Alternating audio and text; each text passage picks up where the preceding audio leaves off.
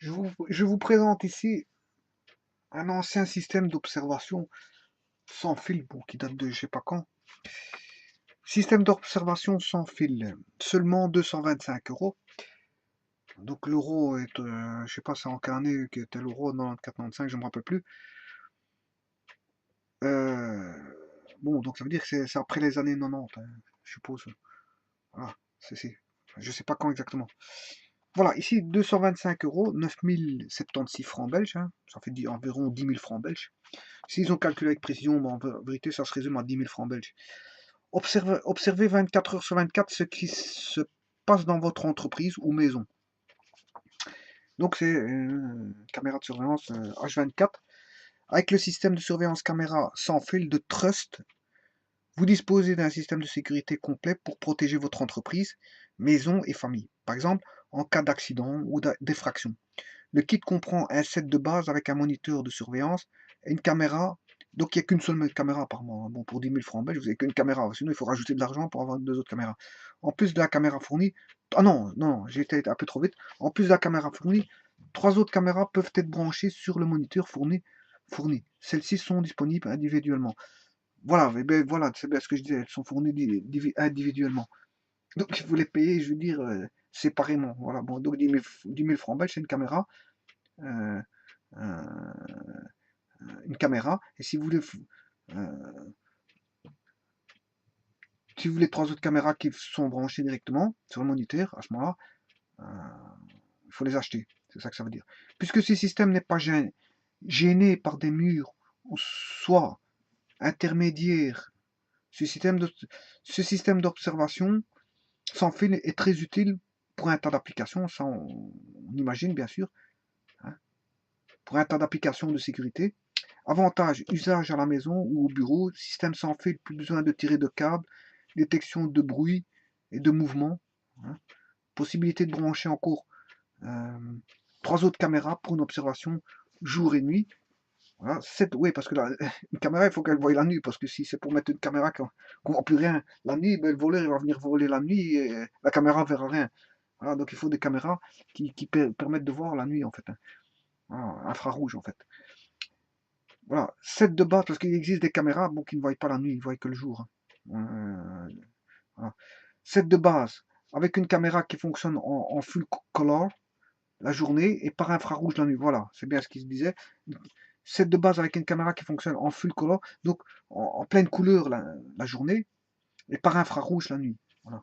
Donc c'est pour voir la nuit, hein, infrarouge pour voir la nuit. Plus moniteur 5,5 pouces, 5,5 pouces. Euh, Possible de gérer 4 caméras à la fois. Ouais, et il va faire ses divisions. On peut voir ses divisions comme ceci, hein, pour voir caméra 1, caméra 2, caméra 3, caméra 4, voilà. Combien de divisions, il a dit? Possible de gérer 4 caméras à la fois. 1, 2, 3, 4. Donc on peut voir le lieu 1, caméra 1, lieu 1, caméra 2, lieu 2, caméra 3, lieu 3, caméra 4, lieu 4. Facile à connecter à votre PC ou vidéo, enregistrer des images 24 heures sur 24. Voilà, donc il y a possibilité d'enregistrement H24. Alors ici, bon, en même temps, dans ce document-là, juste en dessous, qu'est-ce qu'on peut voir? Il y a un document qui écrit 5 fantastiques cours en un paquet. Bon, c'était en son temps, bien sûr, c'était seulement 74,99 €, une petite formation à la maison. 5 fantastiques cours en un logiciel Windows ME. Hein, Windows ME, bon, les Windows ME, c'était le système d'exploitation pour les applications, euh, pour des applications en dehors de Windows standard. Voilà. Par exemple, si j'avais des applications pour la voiture, pour le véhicule, ben, il y avait des applications en Windows ME pour le véhicule. Voilà. Alors, là-dedans, il y a Word, Internet, Excel et PowerPoint. Ou alors peut-être Windows, ici c'est peut-être Windows Medium, enfin je sais pas ce que c'est. ME, enfin je confonds peut-être avec quelque chose d'autre, je m'excuse, hein, je retire ce que j'ai dit. Windows ME, Word et Internet, ici il y a Word, Internet, Excel et PowerPoint. Voilà.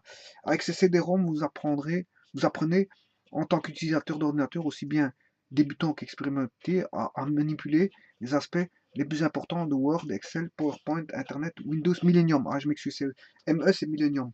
C'est le Windows Millennium, peut-être que je confonds avec autre chose. Alors, je retire ce que j'ai dit tout à l'heure. À l'aide de 90 sujets étendus, il vous est expliqué clairement comment vous pouvez apprendre à manipuler de blocs graphiques, formules, résumés chiffrés, etc. Hein, par le moyen d'illustrations claires et un commentaire en français. Toutes vos questions sont satisfaites de façon optimale. Le programme vous montre comment vous pouvez faire certaines actions, vous exercer à l'aide de la fonction audio.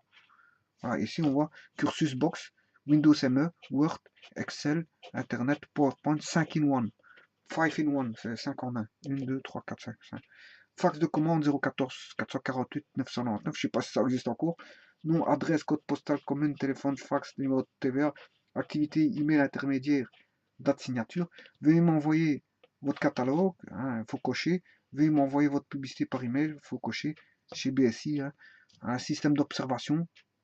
Combien de fois 225 euros. Système de caméra extra. Combien de fois 105 euros. Boîte de cours 5 à 1 si c'est français ou néerlandais. Combien de fois 74,99. Imprimante couleur Lexmark Z53, bon c'est vieux ça. Combien de fois 119 euros. Le total, vous faites le total, je sais pas. BenQ 3300. Scanner 1200 fois 600 DPI. Combien de fois 75 euros. Ça c'est pour les commandes. Hein. C'est pour une entreprise qui veut commander tout ce matériel-là, qui peut cocher ce qu'il a envie et il fait le calcul au total, pour faire son total. Frais d'administration, administratif et envoi, plus 11 euros en plus. Vous faites le total hors TVA, vous ajoutez 21% de TVA, et à ce moment-là, vous avez le total TVA inclus à payer. Alors, vous décidez par exemple de cocher paiement au chauffeur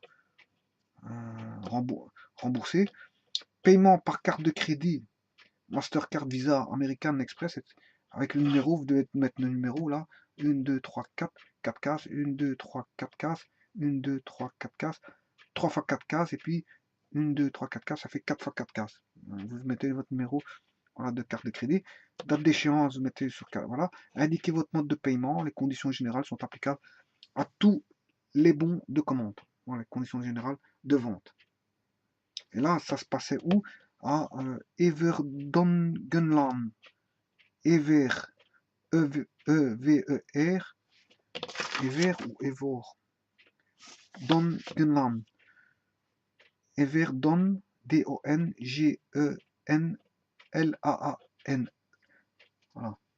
Là, je crois que ça veut dire boulevard. Hein. Numéro 15, 2300, turnout, téléphone 014 448 990, hein, ou le fax qui est 014 448 999. Bon, je ne sais pas si ça existe en cours, ça existait, mais je ne sais pas si ça existe en cours. Et c'est un vieux document. Voilà. Voilà.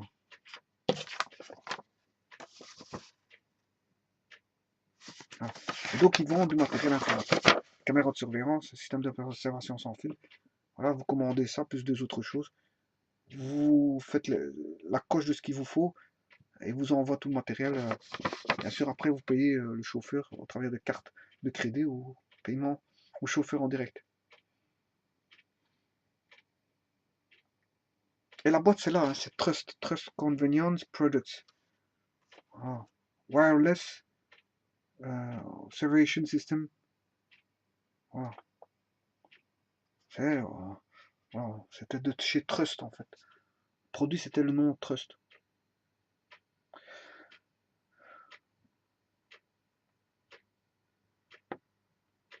Et on voit sa boîte, la boîte ici, moniteur. Et le système de caméra de surveillance, je sais pas pourquoi ils l'ont mis derrière. Il est devant et derrière. Cette boule-là, c'est cela. Ah.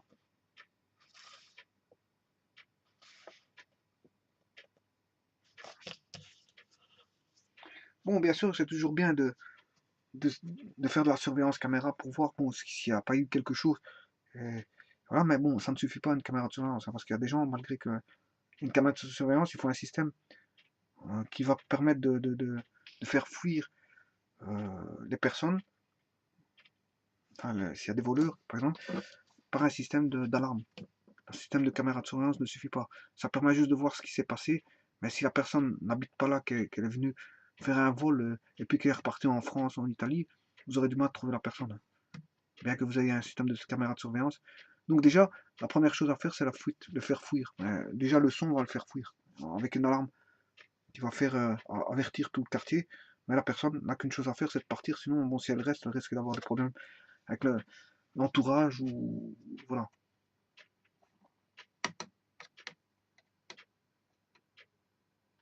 Bon, maintenant, il y a des voleurs qui interviennent en un laps de temps très court pour essayer justement, ils cassent à toute vitesse et ils repartent à toute vitesse. Bon, là, le système d'alarme, il a beau crier, hein, les gens, ils ont beau venir, le voleur il est déjà parti, hein.